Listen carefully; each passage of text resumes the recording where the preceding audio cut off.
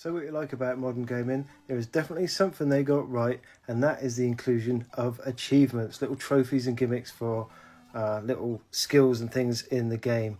They weren't obviously a thing back in the day, but as we say, this is emulation, so now anything is possible.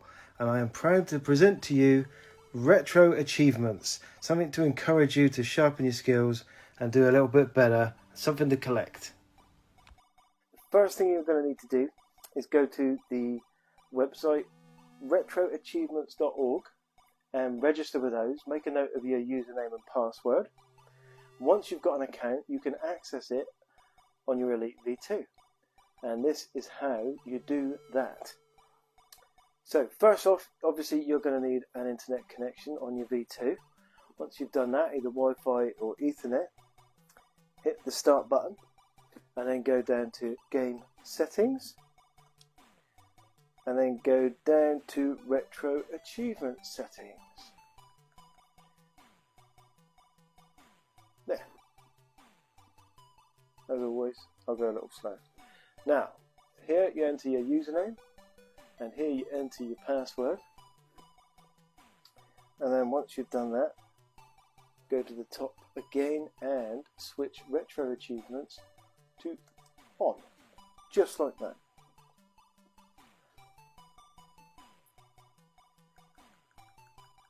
And then go down to index games, and it's automatically defaults all your systems. You can go in here and select which systems you want to download them for, but by default it's going to select the whole lot. So I'm going to now download the files for all of the games that have retro achievements available by hitting the start button. And you see there at the top right, work has begun. It's quite a long job. Luckily they're quite small, so it doesn't actually take that long.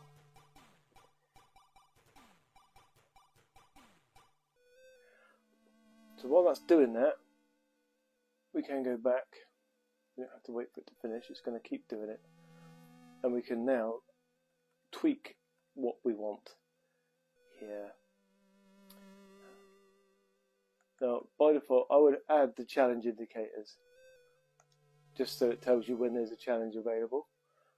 But you might want to look at these other options and turn them on or off as you would like. Not sure what Rich Presence does, but most of them have a little description underneath telling you what they do.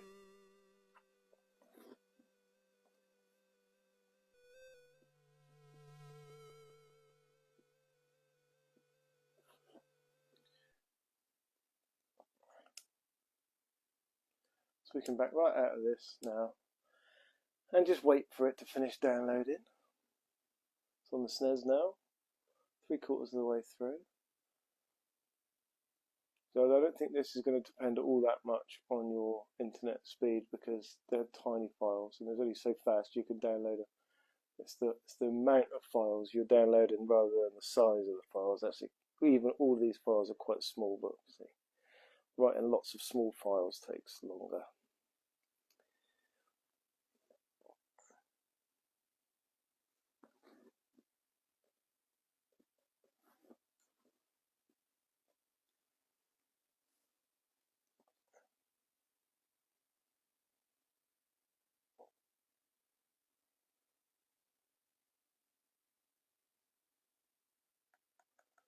Now if we go in, we might even already be able to see some of these things that have been applied. Let's just pick up.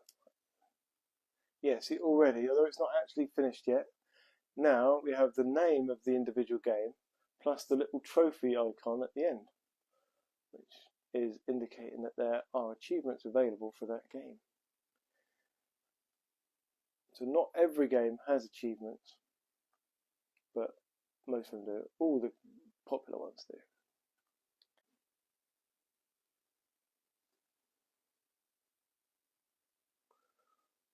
Okay then.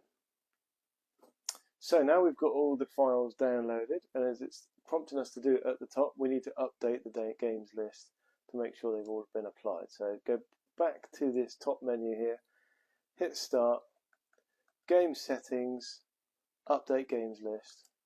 Yeah.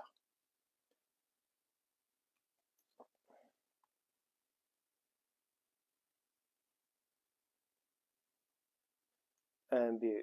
Here we are. Right.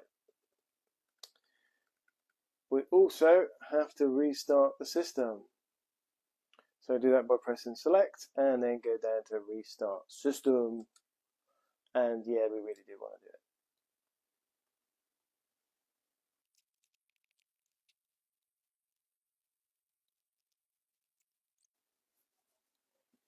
it. Okay, we are back in the room now. Oh yeah, turn the controller back on. Now, let's check out those NES ones again. Okay, so if we go back into NES and we go to any game that's got achievements on, just select it in the normal way with the south button. And once it boots, it will tell us. See, top left there, it tells us we've unlocked 0 of 33 potential achievements. Hello, Frederick, how you doing? Now, if you want to find out what achievements are available to unlock, you press the hotkey and the south button, which takes you to the RetroArch menu. And then you scroll on down to the achievements bit, and these are all of the available achievements. Tells you how to get them. Obviously all mine are locked. It told me that when I started. And then just back out, quick menu, resume. So now you know what you need to do. You might find it easier just to log in on your phone on the Retro Achievements website and then look up that game and see what achievements are rather than duck into that menu. I prefer to do it that way.